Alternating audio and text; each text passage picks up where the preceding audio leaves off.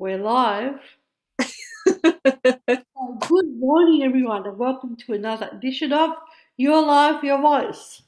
My name is Julie Skiveris, and I'd like to welcome my co-host, Galette Altopis. Hi, Galette, how you doing? Good, far away from everyone. How are you doing? Good, thank you. I'm excited today. Yeah, we're both really excited, and we're very privileged to have Larissa MacFarlane. And I forgot to ask you how you would like to be introduced. So, artist, self advocate, yeah, a woman of many, many skills. So, welcome, Larissa. Thank you, Julie. Yes, So, lovely to be here. how about we start off with acknowledgement of country? So, we're about to share screen, Larissa. So, do whatever you have to do.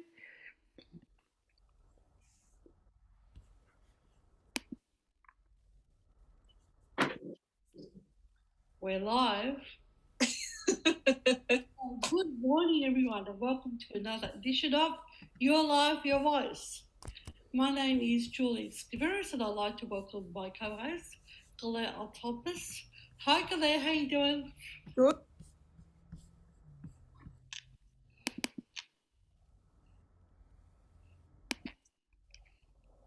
Acknowledgement of country. DD would like Your Life, Your Voice project acknowledges the traditional owners of the land to which we work, live, and recognise their continuing connection to land, water, and community. We pay respects to elders, past, present, and emerging. We remember all self advocates who have worked hard over the years for the rights for themselves and other people with disabilities and human rights for all. Nothing about us without us.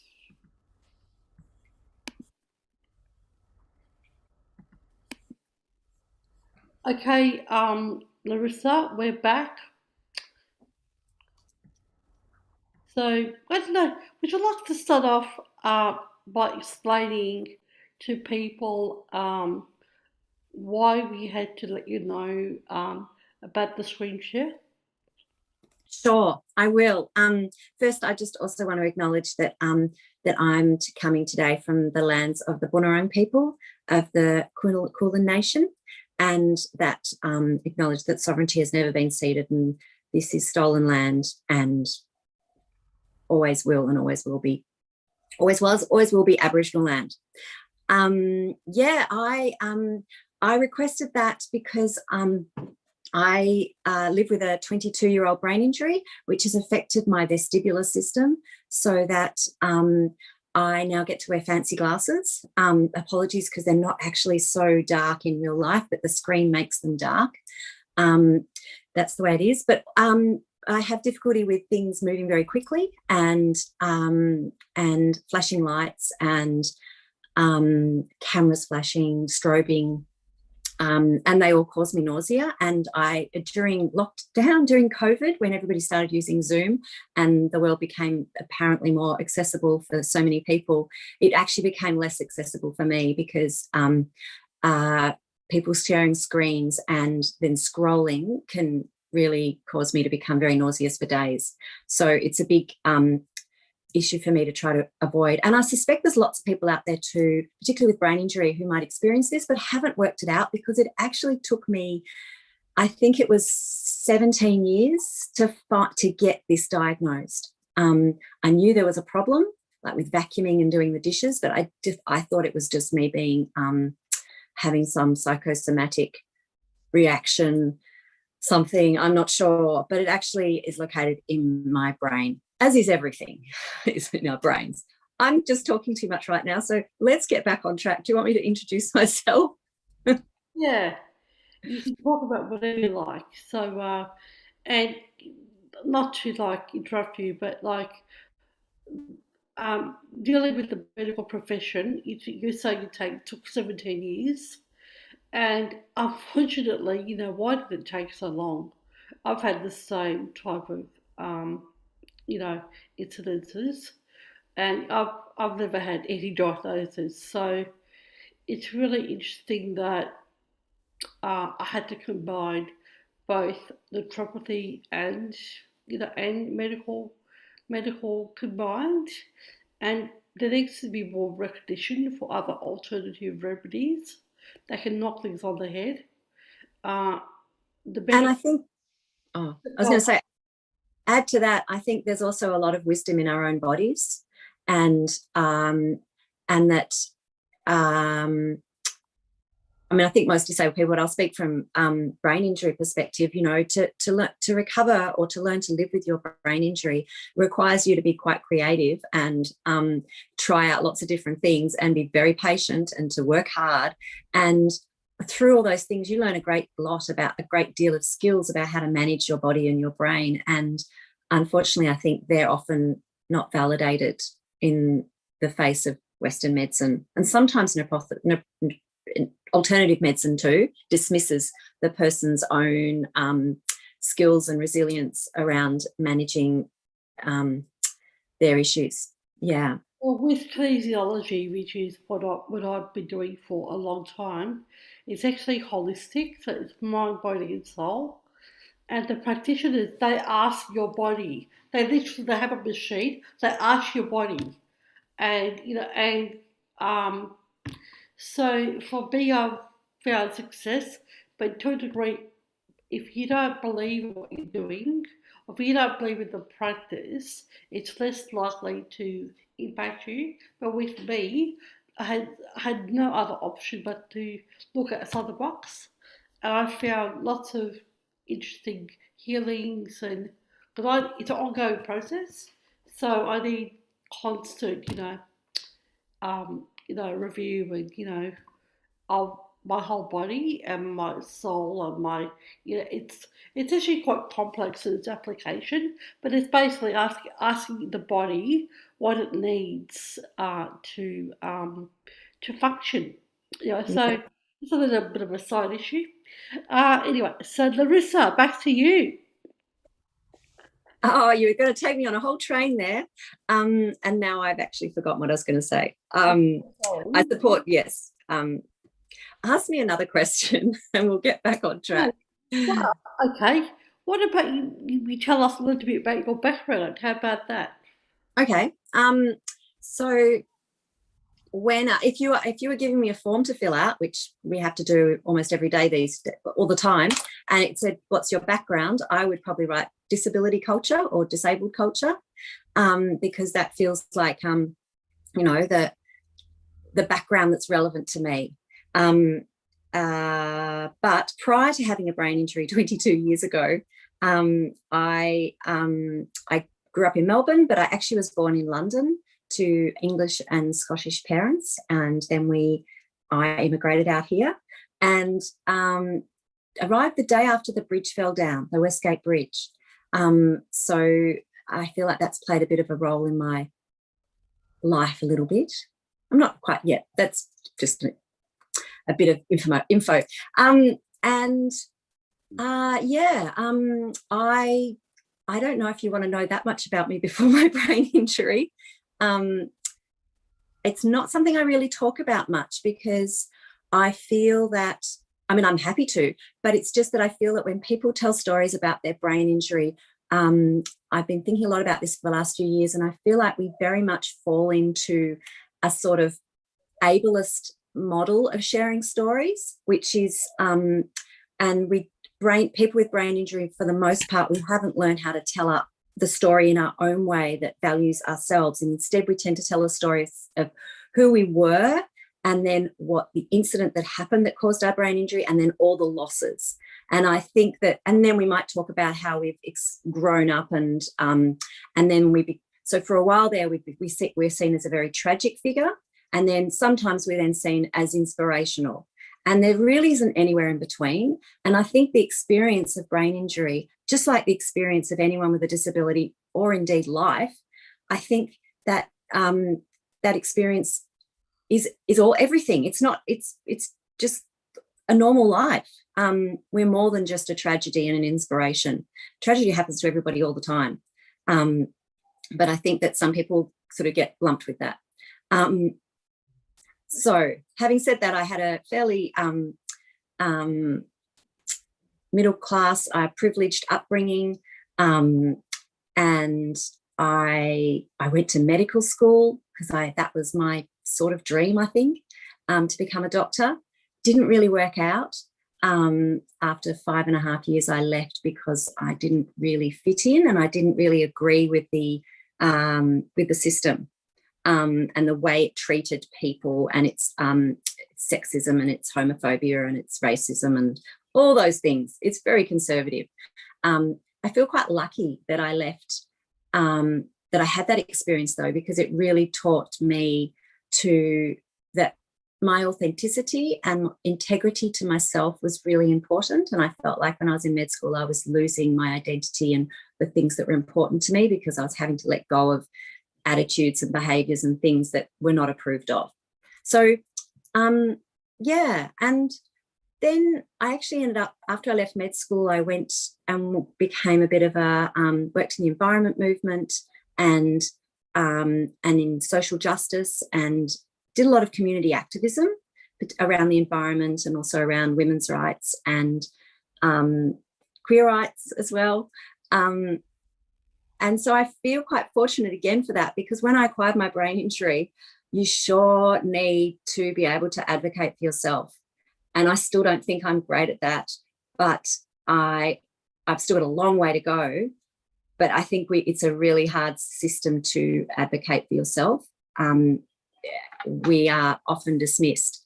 So I felt fortunate that when I ended up in disability services, I looked around and was like, this is an appalling place.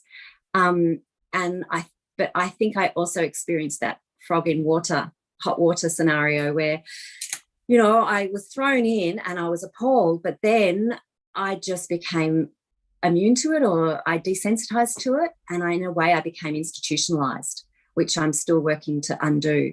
Do you know what I mean when I say that? It's not something I use very often, but I started to accept this power differential that, disability services and institutions had. They've got more power and they can dictate how you should and shouldn't behave. And I started to survive, I had to accept that. Yeah. Oh, wow, I've gone off a big tangent. And clearly you had issues with that, which, you tried to do something about it. Well, yeah. So, lots of people who have a brain injury, I think we did a bit of an informal study as part of Brain Injury Matters, and we worked out that it's about 10 years before people with brain injury meet other people with brain injury. And for 10 years, people are really isolated, thinking that they are the only one in the world, not understanding what's going on, or what's going on with their brain and why they're so different. And when they meet other people with brain injury, then it's like, they get it, because they can see other people with it, and they get to have conversations and realize they're not alone. So I was lucky because I was aware of Brain Injury Matters quite early on through the previous work I'd done in my previous life. It took me a while to join because I had a lot of ableist feelings about my own brain injury, and I didn't want to go and hang out with the brain injured people. I did, but I didn't. So I think it was probably about 2 or 3 years after my brain injury before I did connect, and I was very glad, because it was very isolating those first few years. And so I joined Brain Injury Matters, which is a self-advocacy group run by and for people with brain injury, and it's one of the oldest, possibly in the world, but definitely in Australia. Quite a unique organisation, and so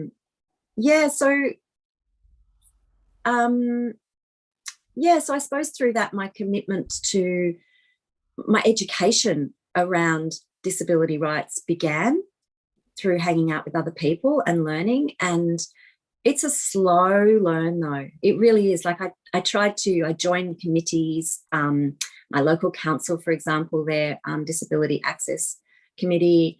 I joined lots of things in an attempt to understand, but it's really hard to unpack all the cultural attitudes of society that are given to people with disability, And so when you find yourself with a disability, there's a lot of negative ways we think about ourselves that we've inherited from society, and it takes a long time to unpack that. And I think that's what has driven me for the last few years in my artwork and in my activism, is this idea of trying to challenge that ableism that's we've internalized, and to carry some pride in who we are, or engage with the disability pride movement, which is a whole nother story that I could go on. But you might have a question about what I've already said. I'm just thinking that what you're saying, you're feeling that even though you come from a white background, and I'm thinking, can you imagine that happening to people from a, culturally and linguistically diverse background, and all the prejudices in that culture, plus the Western culture on top of it? Have you come across people in your who have gone through that cultural barriers as well? Absolutely. I mean, yes, absolutely what you say. Personally, obviously, it's not my personal experience, but I am well aware of the way that racism and colonialism impact our culture, and that people live with those systems of oppression. And it's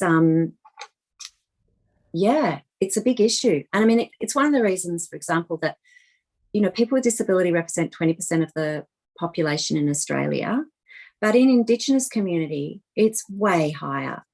And that's not because Indigenous people are, have bad bodies or anything. It's through structures of oppression, of racist policies that put people in poverty, that incarcerate them, and don't provide adequate health services or employment or education. And so, that's a double barrier, for sure.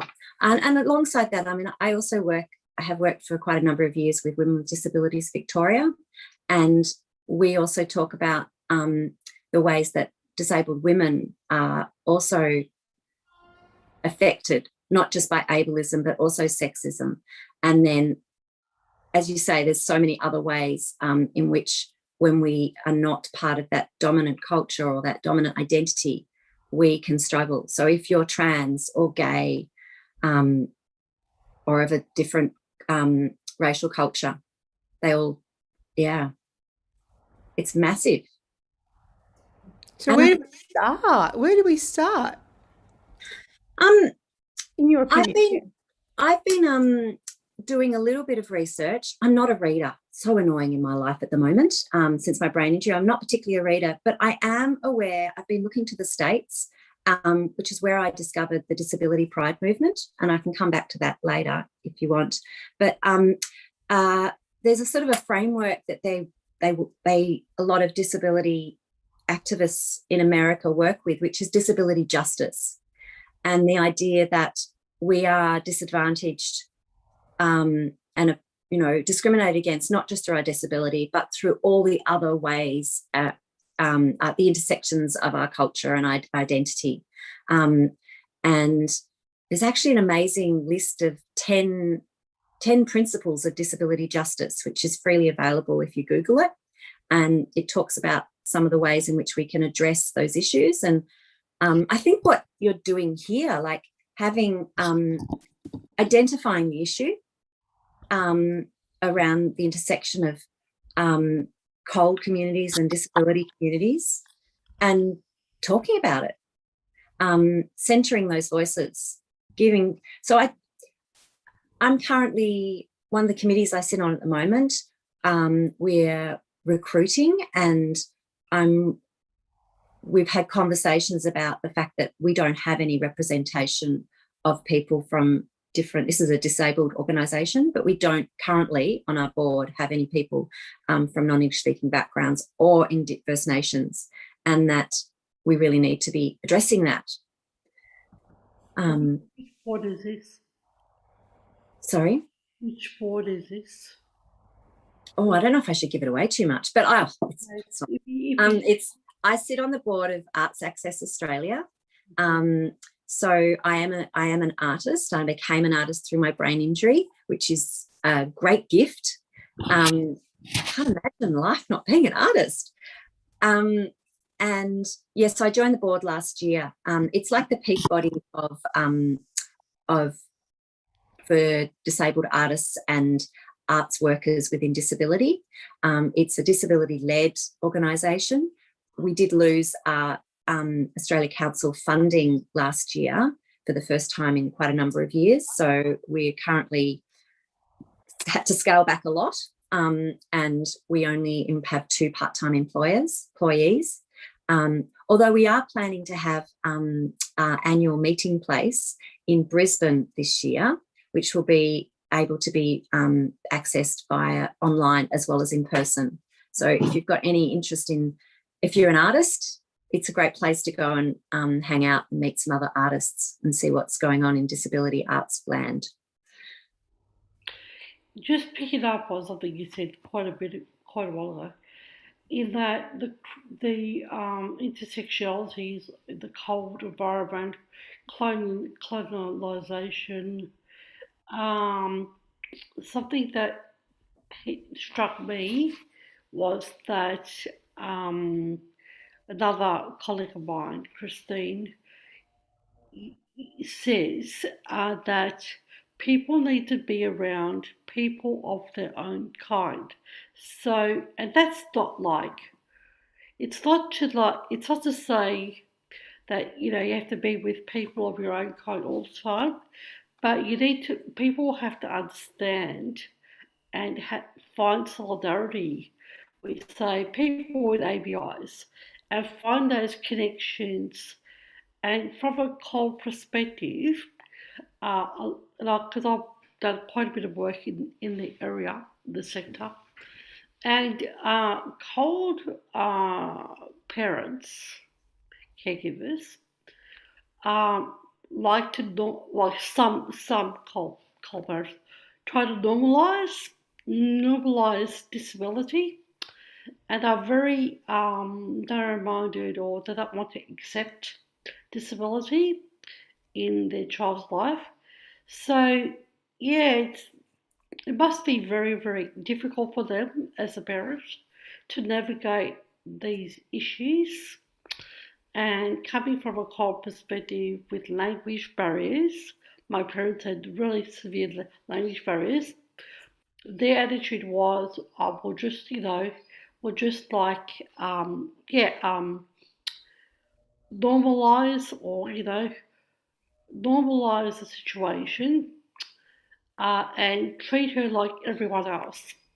And it was very difficult because I didn't have the same strength, stamina, fine motor abilities, lots of areas that impacted me.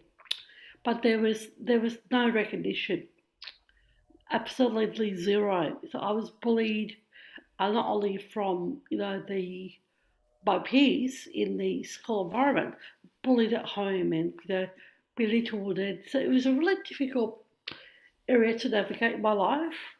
And when I was 15, I realised I really have to figure out a way out of this mess, because I'm going to be in a whole heap of trouble if I don't. I wouldn't have survived it. I believe I wouldn't have survived it. So I went off and I tried to use education to get myself out of a very, very bad situation. And that really assisted me to live life to the fullest. So just because people are throwing all these things at you, you don't have to accept these labels. That's right, because like things that you're touching on and what Larissa's touching on is I've done a lot of work in the area of gender-based violence, and bullying comes underneath that. So it's not just that hurts. So that saying, sticks and stones may break my bones, but words will never harm me. I think that's really wrong. And in another way, maybe being normalized might have been a gift for you to have your strength that you have now. But in terms of talking about, Larissa mentioned a few times about disability pride, and I'm really interested in that movement that you helped create in Melbourne. Did you want to speak to that? Sure. Yes, I do. I just want to acknowledge, Julie, that you've shared some big stuff, and I really feel your story, and thank you for sharing that. I do know some of it, and yeah, and I on that note, I wonder too whether, you know, it's a bit of both. It's like we should be able to hang out with our own people, but we should. But then there's also a place for going connecting with others as well. Like, yeah, it's a balance. Anyway, get back to disability pride. Yeah, so discovering the disability pride movement, that there is actually a thing, made me really, really happy. And it was a few years ago, I discovered that in the States, they have annual parades, annual disability pride parades and marches. And the first one, I think, was actually about 30 years ago. The next documented one wasn't for another 10 or so years, but I suspect there were lots going on. But because our history is, disability history is often lost, I just think, you know, we're reliant on very able, non-disabled ways of recording history. So our history gets lost. So who knows how long the disability pride movement has been going, but I like to think it's a while. And yeah, and there's one, New York just started a few years ago, and they're pretty big and amazing. And I just really wanted to have some of that here because for a long time after my brain injury, I was aware that I was carrying shame about my experience and the subsequent mental illness that I developed as well. And I just found that to be really wrong and strange, because why am I feeling shame? Because I've actually done nothing wrong. I am just trying to live my life the best I can and get used to this different body and mind. But I just kept experiencing shame, and it took me a long time to sort of understand, going back to realizing the ways in which society discriminates against people with disability. So I discovered the social model of disability, which means that your disability doesn't lie in your body. So medical model disability says that your body is wrong or your brain is wrong and it needs to be fixed, it needs to be cured, and it managed. And the social model of disability says, nah, you know, your body is your body. Humans are made up of a huge diversity of different bodies. And what the problem is the way that society is structured that prevents you from being able to live your whole life, your best life. And that could be attitudes or actual physical structures in the buildings which prevent your access if you're a wheelchair user, or attitudes that prevent you from, getting the job you need, to getting you out of poverty, and just attitudes that continually reinforce there's something wrong with you, which then leads to a whole host of, other illnesses. So discovering the social model and discovering that ableism was operating, and that gave me a way to understand how this is so complicated, and getting myself lost and in knots. The reason why I make art about disability pride is because I find it really difficult to still talk about and understand. I'm not a good role model for disability pride. I want to be really good at it. And so my aim initially was like, get lots of other people around me and we'll all practice it at once. We'll all stand in public and go, I'm disabled, or I have a disability, and be proud of who we are. And it did work. It worked so well that it got a bit of what's the word? Traction. Well, it got a bit of abuse. Oh, yeah. Yeah. So it is it's actually quite confrontational, I think, to some people.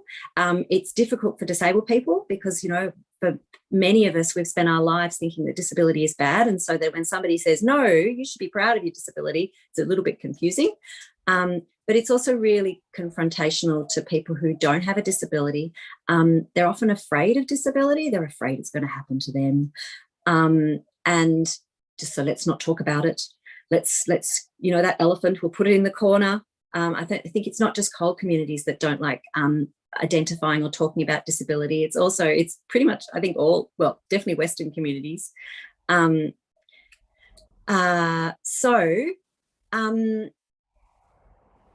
I just really, and I don't think disability pride is about loving your body, because lots of us live with bodies that are painful, uncomfortable. Many of us live with mental illnesses that, can be really difficult, can sometimes impact our well-being. But disability pride is more about recognizing that you're part of a community, that you're part of a group, you belong to a group of people who are disabled, and that you have a right to do that. You have a right to do all the things that non-disabled people do. And I think disability pride, here's the thing that really motivated me to start doing it, was that when I was working in self-advocacy, as I still do, with Brain Injury Matters and with other disabled groups, we were all very confident and talking amongst ourselves. But when one of us went outside our own community and into the non-disabled world, all of a sudden, if we could pass, which means that, if we didn't have a visible disability, we would pass and we would pretend. We wouldn't then say, oh, yes, I'm a disabled person. We weren't doing that. And it makes it really hard to fight for your rights and speak up for yourself and your community if you're finding it difficult to identify outside your own community. Does that make sense? Yes. And I was doing it to myself as well. Like, it took me a long time to publicly, talk about having mental illness, because that is such a stigmatized thing. And so I was experiencing my own difficulties with identifying. I'd get myself on a committee and then I wouldn't be able to speak up around disability because I hadn't, if it's a non-disabled committee, I hadn't, identified at the beginning.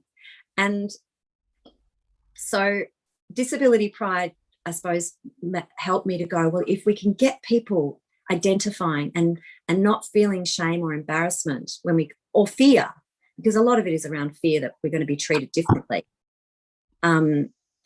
But disability pride might give us that strength. And it will also give us more role models, more people who are standing up saying, I'm disabled and I'm really proud of my life and I do all these things, and you can't, take it away from me. Yeah.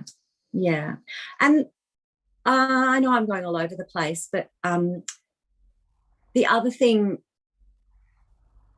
it was also a turning point around about this time, around about 14 or so years after my brain injury. And one of my goals had been to go to university and for the third time and study a Bachelor of Fine Art, because I'm an artist. I wanted to go to art school. It didn't go so well. I actually had to drop out after a few years because it was really not very accessible for me. But it was a turning point then, once I felt like, well, I really could just start leaping into talking about disability rights. But the only way I can do that is if I really come out and, start standing up and speaking about it and identifying myself, which is going to put me at risk of discrimination, because it did. But I felt like it was really important to do, because I felt like there wasn't enough of us who are doing that. I mean, there's plenty of us, there's lots of us, but I wanted more. And I also thought about all the people that I had met early on in my brain injury, or that I was continuing to meet, people who end up in nursing homes. And there are still lots of people with brain injury living in nursing homes, which is completely inappropriate. Because they're, in their 20s and 30s and 40s and 50s, but they really don't have a voice. And so it was really important for me to go, well, I I owe it to my community. I could pass now. I could like leave the community and go off and be an artist and pretend I don't have this disability, this brain injury, this history, this trauma. But or I could start to try to speak up for other people who are my kin and where I once was. Yeah. Okay. I'm just rambling now, but do you want to ask a question? Because I can keep going on my rambles. How It's all right to ramble. It's okay. It's okay to find yourself, because often in talking, people think it's linear like this. Oh yeah. Sometimes we go around this way and then we find a way up and we continue. So please don't feel that you have to be linear in how you talk. No, I just want to give you a go, and I want to make sure the audience isn't being bored, and you'll be able to tell from that if I'm Let just me people. reframe that. Let me reframe that. Our audience is absolutely loving hearing you and finding someone like themselves. Excellent. You're dead right, Claire. Thank you for addressing my internalized ableism. Yes, I'm just trying to think, sorry. You can go on and continue, Larissa, or we can go on to another question. What would you prefer? Oh, can I take a 50-50? Can you give me the question? If I don't like it, I can go for another one. I can give you a 50-50. I can't give you a phone a friend, but definitely. We started talking about the goals you've achieved. This is one of the questions. How did you navigate your way around to achieve these goals? Or, we're talking about empowerment. How did you empower yourself to achieve these goals? I don't know. Yeah. Goals. I knew you were going to ask me something about goals, and I did a little bit of thinking about this, and I was like, it's actually unsettled me a little bit, because I realized that I'm not sure I have goals. I mean, of course I do have goals, but my goals at the moment, and I think for the last few years, have been about just managing what's in front of me, doing the best I can, or trying and being respectful of others, and building relationships. And a lot of it is also about self-care. So learning to, you talked about that before, Julie, and that was really inspiring to me, was the ways, you take rests. You talked emphatically about taking a rest when you needed to, and I was like, oh, that's my goal. And in this last year, my goal has been to try to say no more often, because I know that you first asked me to do this back in January, and I'm quite proud of the fact I kept saying no, because I am living with a much smaller envelope at the moment. In chronic fatigue circles, they talk about the envelope or the spoons, how many spoons you've got and how big's your envelope. So learning to sort of manage a lot more chronic pain and chronic fatigue that's in my life, as a result of last year, and being unable to access therapies and a whole lot of other horrible things that happened. So yeah, but I think I don't tend to have, I mean, I do have a goal to get a website, and I really need to do that. It's been 8 years since I made that goal, and I haven't got it yet. I've been paying for it, but no website. But I think it is also, one of my goals is to be open to opportunities. It's not, even though I'm trying to say no to lots of things, is just also try to be open when opportunities do come up, and try them out, and they may not be right. It may be just not you at all, but then you found out. I also think that taking opportunities, if you can, and that leads to meeting to people and that sort of networking, and then other things happen. And so I'm less of a one to make a big goal at the moment, and it's more about seeing where things will take me. And I'd like to, my goal would be to be better connected to people. But that could just be sort of a result of the, extreme isolation that some of us have been in the last year. I think one of you talk about an achievement and how I empowered myself to do that. And I'm thinking about the project, I think so I'm an artist, as I've said repeatedly. That's a big part of my identity, and it's, taken a long time to learn my art practice. 22 years ago was when I first was like, oh, I think I might be an artist. I worked on a project with some other awesome people called the Dangerous Deeds Project, which really, really impacted, I suppose, enabled me to start doing more activism work, even though, and that was, it was a group project looking at sort of like a snapshot of the disability rights movement in Victoria. And as an artist, I got to come and do a bit of artistic collaboration with diversity and disability. And is that where I met you, Julie? It was, yes. So I think that was 2014. It was a while ago, yes. Yeah. And that was really great. And that was a really big project that went for many years. And by the time we made all these multimedia artworks, which was about 18 videos of people and groups around Victoria and moments in history, there was a video about Leslie Hall, the great feminist disability activist, and other amazing people. And then we took it on tour around the country, around the state. So we went off to rural Victoria, to Alexandra, to Warrnambool. We went to Frankston and Whittlesea, which, sort of rural. They were a long way from my house. And I think we went somewhere else as well, Moe. Yeah. We went places where there were already some beginnings, or there were small self-advocacy groups. So we really wanted to link in and strengthen the self-advocacy groups that were existing in these rural towns and show them, explore with them, work with them. And so we also did some public artworks when we were there. And in fact, I think that I did my first Disability Pride, public thing was in Alexandra, where we made artworks and we projected them onto, this is with the self-advocacy group in Alexandra.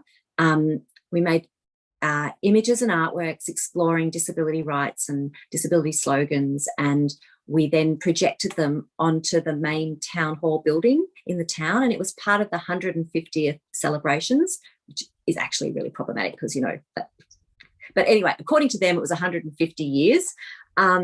But we were there right in the middle, and I don't think they realised what they'd signed up for. So it was amazing in this very conservative white town that thought that history started 150 years ago, that, had taken no notice of these people before, suddenly to have, my disability gives me a voice, and disability pride, and amazing things right there in the centre of town. It was an amazing moment. So how did I do it?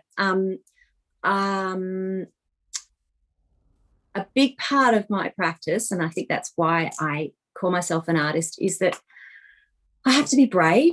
I like to know things before I do them. I think most humans do, but I particularly like to know. I don't like being in the unknown, but that is life, really. And so it is about being brave and putting yourself forward and putting yourself into a place where you feel really uncomfortable, and crossing your fingers and faking it till you make it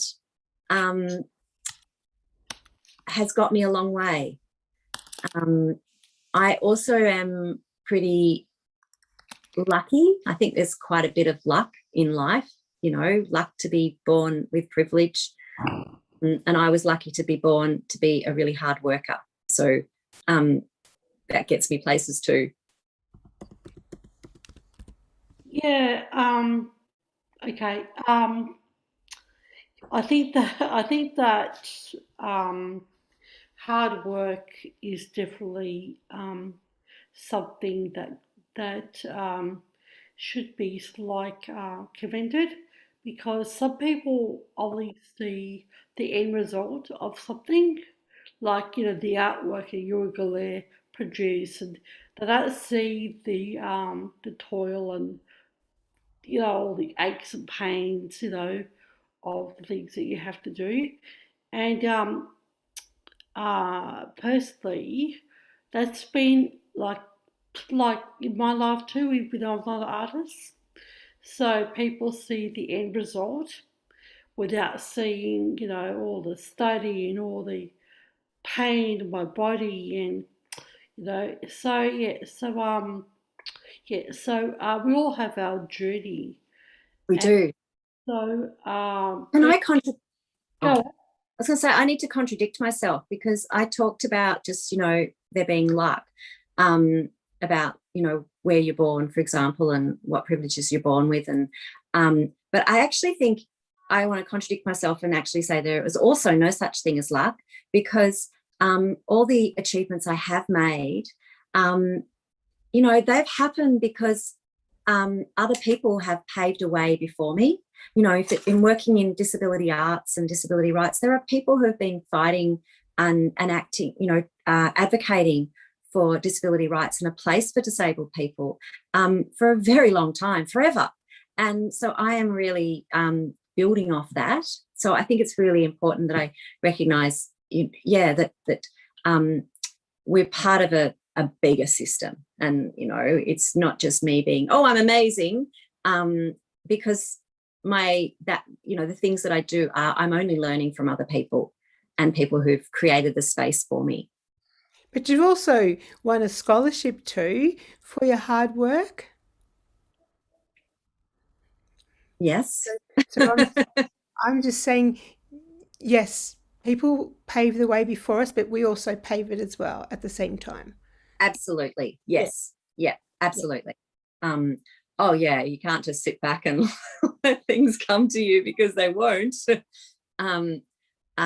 Well, they do for some people with silver spoons, and I do recognize I have some of those silver spoons, but yeah, no, you're absolutely right.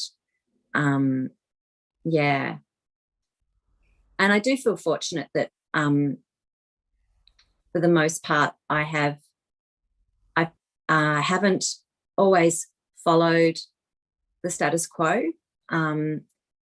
I have, I often will ask questions and I don't follow blindly. I wish I could probably make things a bit easier sometimes, but I do find myself questioning things, and that does get me into trouble as well. But I'm glad that I do. Yeah. I'm glad there are people like us that question things, because if you don't question things, if you follow the leader, that could get you into a whole heap of trouble.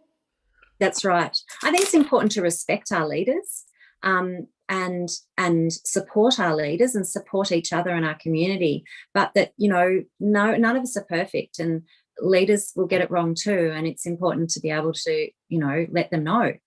But I still think we should be supporting each other. Yeah. Supporting each other, but being genuine to yourself. Absolutely. Yes. So Yeah. yes. So It's a very it's all about that balance, isn't it? and I must say, in the past, a long time ago, I wasn't being genuine to myself, so I had to learn that. It was a really painful lesson to learn, but I had to learn that lesson, and I have a long time ago. I did learn that lesson. So, I'm not perfect. I make mistakes, and everyone makes mistakes. But if you accept your mistakes and move on, and have strategies, or have understanding, or have a bigger focus of the world, then those mistakes, they're part of humanity, and you move on, you learn, and you just go on to do other things. So what are the key ingredients? Tell me, both of you. I'm really curious. What are the key ingredients for people to achieve goals and move things and do things and yeah. Well, I was going to say I really liked your reference to mistakes. That was actually my word of 220, which got lost during COVID. But my word was mistake. I wanted to make more mistakes. I wanted to embrace the mistakes. Not see mistakes as scary, not see mistakes as something wrong, but as a learning opportunity. And to make mistake a positive word.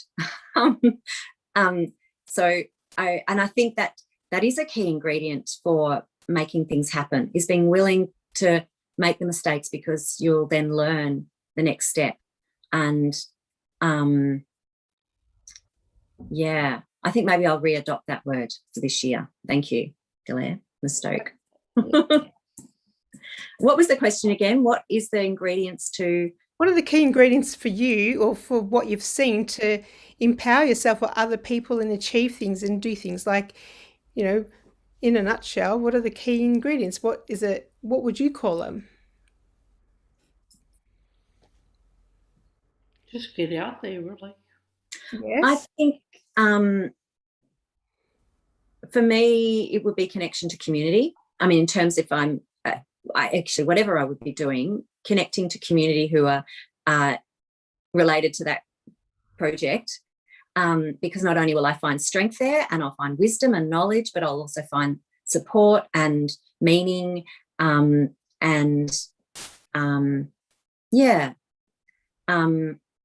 I think, yes, the mistake thing, being able to not being too afraid to get it wrong. And that's a really big thing at the moment, because, calling out people for doing the wrong thing is really massive, and it's on social media, and it's permeating everywhere. So it can be really tricky. And I'm currently struggling with that myself, is like, how do I... there's not a lot of room for making mistakes, it seems to be, in social media, which is where a lot of stuff starts and change happens. What do you think, Julie, about making things happen? I think I agree 100% with what you said. Being involved in the community that you are thinking of being a part of, because part of my learnings in disability is actually being a part of the diversity and disability steering committee and learning from my peers who had, a different range of disabilities. And not sure, I'm trying to figure the word out. Not showcasing, but I called in my manager. I had a group come in, which would be running this group for a number of years, but they'd never met my manager, who has cerebral palsy, and has an amazing mind and brain, and so this particular group are Vietnamese, so and they're all carers. So I asked my manager would he come in for a few minutes to just introduce themselves. So it's awareness around, in the whole community, of not breaking down that stereotypical attitudes of what some people may have in disability, and showing the positive side of people, I think. And so it was a very positive experience for the ladies, and so just try to break down stereotypes, I suppose. Any comments, ladies? No, but I want to show you my book. Yeah, Keep showing it. Hang on, we'll have to pin you. Yeah, have a pin. Can you do the pin? I'm not sure how to do that. I came Okay, to I gotcha. came, I came to that exhibition. I've got my artwork there. Yeah, it's oh, where is it? There it is. That Yeah. one's Claire's. Okay. And in this book, there's a photo of you, Julie. Oh, is there? Okay. So this is a book. It's actually not released yet. We're still in the process of finalising it, but it is the story about the Disability Pride mural, the way it was destroyed after it had only been up for a week on International Day of People with a Disability. It was destroyed. So it was a bit of a shock and a bit of a drama. It was mistakenly destroyed by the local council, which, you know, is hard to believe that anyone could destroy something that had only just gone up. Yeah, but and the story of the fight to put it back up again, this time bigger and better. So yeah, and inside there's lots of photos and there is lots of words. My friend who I co-wrote it with is an academic, well, has done academia. She wanted to do it in a format into academics and serious. This is the we know first mural. I haven't actually done. Well, I have, but don't think there's been.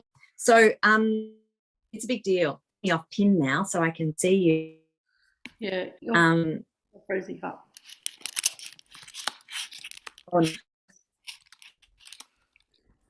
So thank you for sharing. Anyway, after this book,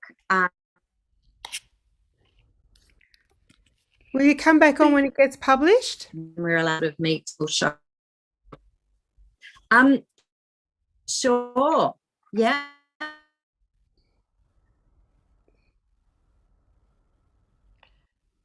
Yeah, I think that we have problems with the connection. Mm. Just as well, it happened towards the end of the session. Larissa, I don't know whether you can hear me, but yeah, thank you for your time. We have another section we have to do, so thank you for your time and hope to see you soon in the future. Absolutely. Thank you for your time. So shall we go with the acknowledgement? Yeah, if you like. Larissa, hold there. Sorry, you're freezing up. Sorry. You're on mute. You're on mute. Okay. Are we still live? Yeah, yes, Yeah, I think there's probably something wrong. Somebody's connection somewhere. That was very odd. Yeah. anyway, just as Well, it's been lovely to come here. I hope I answered. You're freezing up again. Sorry. I hope that it's been a pleasure to be here, and I hope I. Oh, am I freezing? Shall I stop talking? Yes. Thank you so much, Larissa. We really appreciate your time and energy. Have a good week. I'll see you soon. Bye.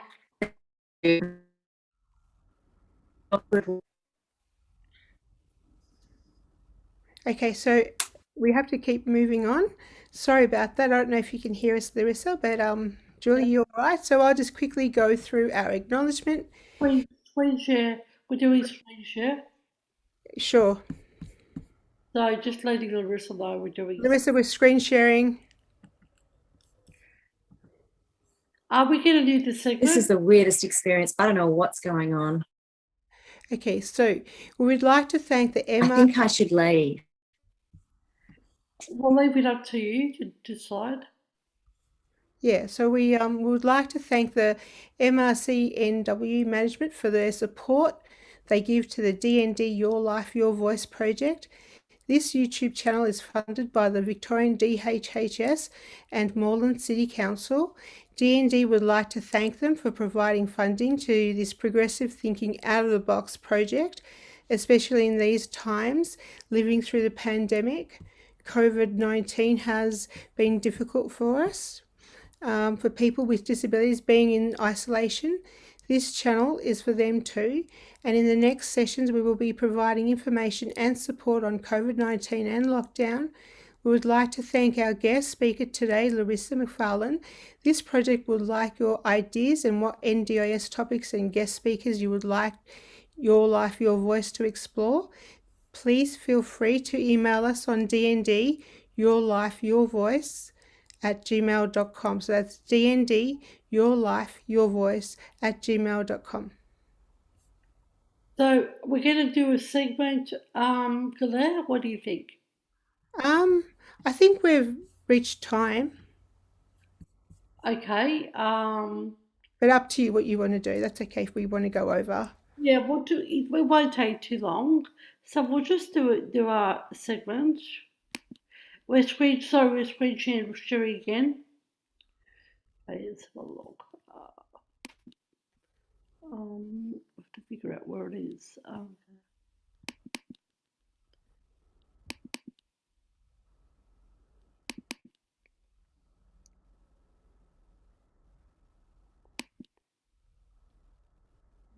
Oh, there we go. Okay, so do we want to do the to and fro, Colette? We had this videotaped. I'm just wondering. So talking about your human rights. Okay. Yeah, so we'll do one page each. All right. So we'll start with the next page, yeah? Okay, sure. So why you should make a complaint? It is your right as a consumer to complain about the services you receive. When you complain using correct processes, you are making services better for yourself and people who cannot complain. These may include people with disabilities, people from another culture who have limited English skills, also the general population. These may include the elderly and people with small children. Be the voice of change. Whenever you feel unfairly treated, you should speak up and make a complaint. Create an inclusive community by speaking up about breaches relating to human rights. So there's various human rights and fundamental freedoms by all persons with disabilities and to promote respect for their inherent dignity. So what are human rights? Human rights belong to everyone regardless of our background, where we live, what we look like, what we think, what we believe. Fundamental worth of each person. Human rights acknowledge the fundamental worth of each person and is based on the values of freedom, equality, respect, dignity. Human rights are the law. The law places responsibilities on government and other public authorities to consider people's rights when developing laws, policies, and delivering services. Direct discrimination. When a person or group of people are treated less fair than another person because of background, gender, ethnicity, disability. Indirect discrimination. Indirect discrimination when you complain that a person is mistreating you the same as everyone else. Puts you at a disadvantage because of your disability. Before you complain to the Victorian Equal Opportunity and Human Rights Commission, you must try to resolve the issue with the provider. The provider will have a complaints feedback process. Following the guidelines set out in their complaints process, keep all emails and letters dealing with your complaint. If you are not satisfied with the outcome of the complaint, the last option is to make a complaint with the Victorian Equal Opportunity and Human Rights Commission. So where to complain? State-based issues, for example, TAFE institutions. You can complain to the Victorian Equal Opportunity and Human Rights Commission. Free, fair and timely dispute resolution. For more information, the website is complaints at veohic.vic.gov.au. Federal-based issues, for example, national companies like Qantas, direct complaints to the following: Australian Human Rights Commission. You can make a complaint to the Australian Human Rights Commission if you experience discrimination, harassment and bullying based on your disability, sex, race, age, sexual preference. For more info, telephone number is 9284 9600 or email complaints at humanrights.gov.au. And here are some questions for reflection that you may want to consider and talk about in your groups. Yes, so they are: in everyday life situation, do you feel confident to speak up? When did you feel empowered and spoke up for yourself? What is your understanding of human rights? It's a big area to contemplate all this, isn't it, Julie? Like sometimes they say to start off small when you're when you're having a leap forward of making a complaint. So it's good to start off with small wins and then get to major things a bit later once you have a few more experiences. But if you want to go straight ahead and do it, that's fine too. Sure, so this is the end of our presentation for today. We sincerely would like comments in on demand, or you can comment while we're live, and we will address your questions in future episodes. So thank you, Claire, for your time, and Larissa, and yeah, we'll see you in 2 weeks' time. Thank you too.